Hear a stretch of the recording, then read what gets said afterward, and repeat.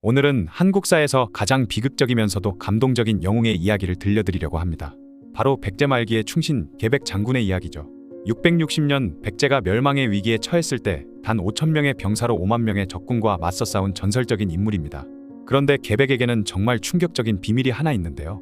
도대체 그에게 무슨 일이 있었는지 오늘은 계백의 이야기를 해보겠습니다. 계백은 갑자기 등장한 미스터리한 인물인데요. 계백에 대한 기록은 정말 부족합니다. 660년 황산벌 전투 이전의 삶은 거의 베일에 쌓여있죠. 그나마 남아있는 삼국사기의 기록에 따르면 벼슬길에 올라 달소리라는 직위에 이르렀다고 되어 있을 뿐입니다. 달소리라는 직위는 백제 16관등 중에서 1등급 좌평에 이은 2등급에 해당하는 꽤 높은 벼슬이었죠. 그런데 흥미로운 점은 조선시대 김정호가 지은 대동지지에 따르면 계백의 본명은 부여승이었다고 하는데요. 부여시라는 건 백제 왕실과 같은 성씨이죠. 그러니까 계백은 왕족 출신일 가능성이 높다는 겁니다. 또한 신채호의 조선상고사에서는 해동잡록을 인용해서 더 놀라운 이야기를 전해줍니다.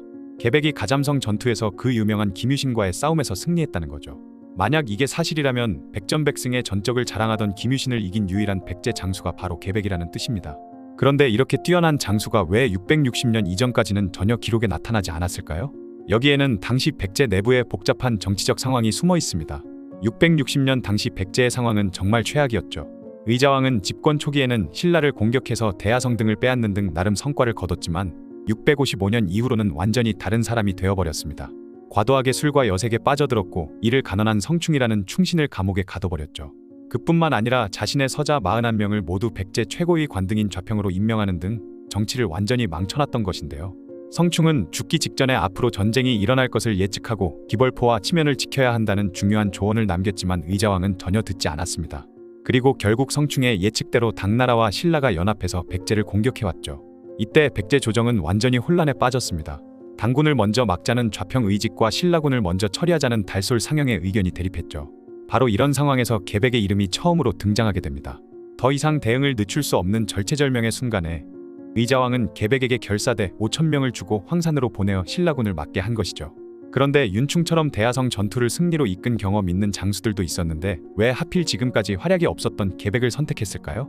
이는 계백이 성충이나 흥수처럼 국가를 위하는 마음과 능력을 누구나 인정할 정도로 뛰어났지만 정치적 갈등으로 인해 그동안 중용되지 못했던 인물이었기 때문으로 보입니다. 경계하고 소외시켰던 인물이지만 마지막 순간에 유일하게 믿고 맡길 수 있는 사람이 바로 계백이었던 거죠. 하지만 아무리 계백이라 해도 이미 때는 너무 늦어버린 상황이었습니다. 계백은 출정 명령을 받고 집으로 돌아간 후 정말 상상할 수 없는 일을 저지르게 되는데요. 자신의 손으로 직접 처자식들의 목숨을 빼앗은 것이죠. 이때 계백이 한 말이 정말 가슴 아픈데 한나라의 힘으로 당나라와 신라의 대군을 당해내야 하니 국가의 존망을 알 수 없다. 내 처와 자식들이 포로로 잡혀 노예가 될지도 모르는데 살아서 욕을 보는 것보다는 차라리 쾌히 죽는 것이 낫다 라고 했다고 합니다. 계백은 이미 이 전쟁에서 이길 수 없다는 것을 알고 있었던 것이죠. 백제가 멸망할 경우 자신의 가족들에게 어떤 일이 벌어질지 뻔했는데 당시 전쟁에서 패배한 나라의 고위관료 가족들은 정말 잔인한 운명을 맞이했습니다. 노예가 되는 것은 기본이고 온갖 끔찍한 수모를 당해야 했죠. 실제로 백제가 멸망한 후 의자왕도 당나라에서 수를 따르는 치욕을 당했고 백제 왕족과 고위 귀족들은 모두 당나라로 끌려가야 했습니다. 설령 신라에 투항한다고 해도 안전하지 않았는데요. 문무왕 때는 괜찮을지 몰라도 신문왕 같은 왕에게 숙청당할 위험이 매우 컸기 때문이죠. 당나라에서도 마찬가지였는데 흑지상지는 당에서 관직을 얻고 새로운 삶을 살았지만 결국 측천무후의 손에 숙청당했습니다. 계백은 이 모든 것을 다 알고 있었기 때문에 차라리 자신의 손으로 가족들을 깨끗하게 보내는 것이 낫다고 판단한 거죠.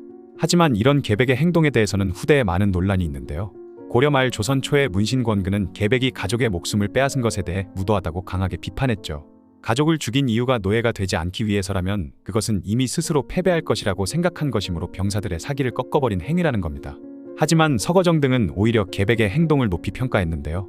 당시 백제가 망하는 것은 필연적인 상황이었기 때문에 자신의 가족이 욕을 당하지 않도록 직접 죽이고 자신도 끝까지 싸우다 죽은 그 의지와 절개를 높이 사야 한다는 거였죠.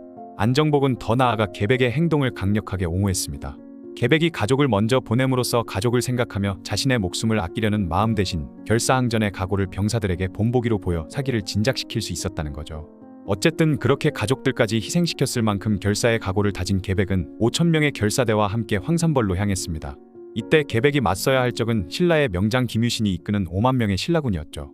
그러나 성충과 흥수가 지적했듯이 신라군의 공격을 막기 위한 최적의 장소는 치면이었는데 이미 신라군이 통과한 후였습니다. 계백은 평지에서 적은 병력으로 신라의 대군을 막아내야 하는 절망적인 상황에 놓인 것이죠. 하지만 계백은 포기하지 않았습니다. 수적으로 불리한 상황에서는 지형을 이용한 방어가 최선이었기 때문에 황산벌에 도착한 계백은 험한 곳을 골라 3개의 진영을 설치하고 신라군을 맞이했죠. 그리고 계백은 병사들에게 옛날 월왕 구천은 5,000명의 군사로 오나라 부차의 70만 대군을 격파했다. 오늘 우리는 마땅히 각자 분발해서 승리를 쟁취하여 나라의 은혜에 보답해야 한다라며 군사들의 사기를 북돋웠죠. 그리고 정말 기적이 일어났습니다. 김유신이 이끄는 5만 신라군이 계백의 진영을 공격했지만 백제군을 제압하지 못하고 연패를 당한 거죠. 하루 동안 4번의 전투가 벌어졌는데 백제군이 4번 모두 승리했습니다. 5,000명이 5만 명을 이겨버린 것이죠. 백제군의 엄청난 수적 열세에도 불구하고 번번이 승리하자 신라군의 사기가 완전히 꺾이고 말았는데요. 하지만 김유신도 그냥 당하고만 있지는 않았습니다. 신라군의 사기가 떨어지자 김유신은 계백과 비슷한 전략을 사용하기로 결정했죠. 바로 어린 화랑들을 희생시켜서 군사들의 사기를 다시 끌어올리는 겁니다. 먼저 김유신의 동생인 김음순이 자신의 아들 반굴에게 소수의 병력을 이끌고 공격하게 했죠.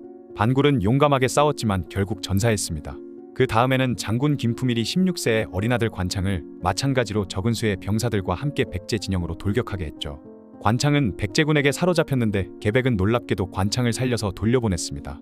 어린 나이임에도 용감하게 싸운 관창을 가상하게 여겼기 때문이라고 알려져 있죠. 하지만 일부에서는 풋내기인 어린애가 전장에 나오자 어이없어서 그랬다는 주장도 있습니다. 어쨌든 풀려난 관창은 다시 백제 진영으로 돌격해왔고 또다시 붙잡혔죠. 이번에는 계백도 더 이상 봐줄 수 없었습니다. 자신의 목숨을 돌보지 않고 싸우는 관창의 목을 베어 말 한 장에 묶은 뒤 신라군 진영으로 돌려보냈죠. 그러자 신라군에게 엄청난 변화가 일어났습니다. 어린 관창의 용맹한 죽음을 목격한 신라군의 사기가 급격히 올라간 거죠. 저 어린 소년도 나라를 위해 목숨을 바쳤는데 우리가 어떻게 뒤처질 수 있겠는가? 신라군은 관창의 죽음에서 용기를 얻어 총공격을 감행했고 그 기세는 정말 무서웠습니다. 그렇게 백제군은 그 기세를 막지 못하고 패배하고 말았고 계백과 오천의 결사대는 거의 전멸하고 말았는데요. 계백 본인도 마지막 전투에서 항복하지 않고 끝까지 싸우다 전사했습니다. 그리고 계백이 황산벌에서 전사한 지 얼마 지나지 않아 백제의 수도 사비성이 당나라군과 신라군의 협공을 받아 함락되었고 백제의 마지막 왕 의자왕은 웅진성으로 도망쳤지만 부하 예식진의 배반으로 사로잡히면서 백제는 결국 멸망하고 말았죠. 그런데 왜 계백보다 상위 관등인 좌편급 장수들이 있었는데도 계백이 지휘를 맡았을까요?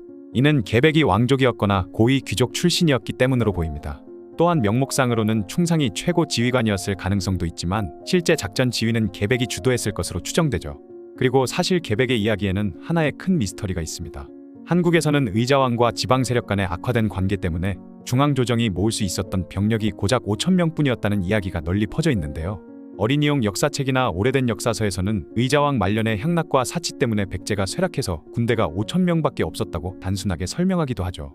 하지만 삼국사기 백제본기의 내용은 이와 상당히 다릅니다.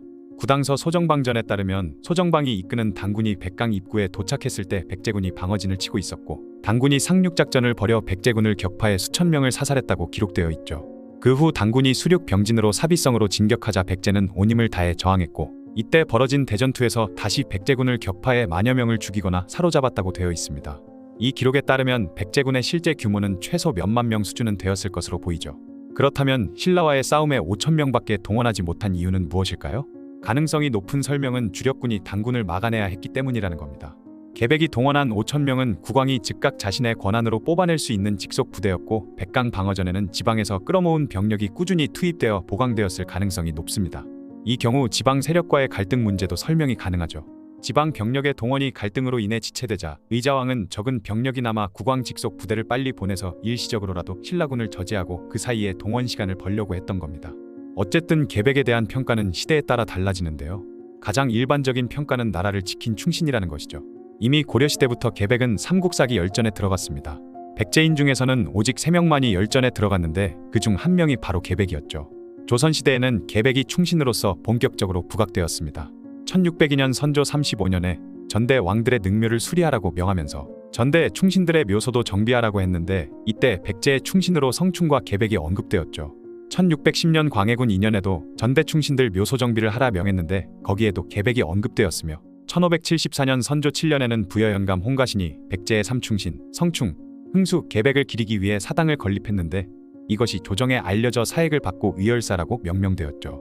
또한 1688년 숙종 14년에는 계백과 조선시대 사육신 등을 모신 충곡서원이 지역 유림들에 의해 건립되기도 했습니다.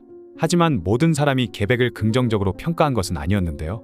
권근은 계백이 가족을 죽인 것에 초점을 맞춰 무도하다고 비판했기 때문이죠. 그런데 이런 평가는 곧 역전되어서 유학자들에게는 나라를 위해 목숨을 돌아보지 않았다는 점이 높게 평가되었습니다. 현대적 관점에서 보면 계백의 행동은 분명 논란의 여지가 있습니다. 가족들 스스로 선택한 것이 아니라 계백에게 목숨을 잃었다는 점에서 현대적 윤리관으로는 좋은 평가를 받기는 힘들죠. 하지만 당시의 상황과 문화적 배경을 고려하면 또 다른 관점에서 볼 수 있습니다. 현재 충청남도 논산시에는 계백의 무덤이 남아있는데요. 당시 황산벌로 불렸던 그 땅에 백제유민들의 손에 의해 만들어진 무덤이었는데 구전으로만 내려오면서 동네 주민들이 돌보고 있었다고 하죠. 그런데 6.25 전쟁이 발발한 후 도굴꾼에 의해 유해는 물론 함께 들어있던 물품들이 모조리 도굴당하고 말았습니다. 그래서 안타깝게도 진짜 계백의 무덤인지는 확실하지 않게 되었죠. 하지만 대한민국 정부는 한참 뒤에 이곳을 충청남도 기념물 제74호로 지정해서 국가의 관리를 받게 했습니다. 그리고 논산에는 계백의 이름을 딴 도로도 있고 충청남도 부여군 부여읍에는 계백 장군의 동상도 세워져 있죠. 지금까지 가족을 잃고 나라를 잃고 자신의 목숨까지 바친 백제의 충신 계백에 대한 이야기였습니다.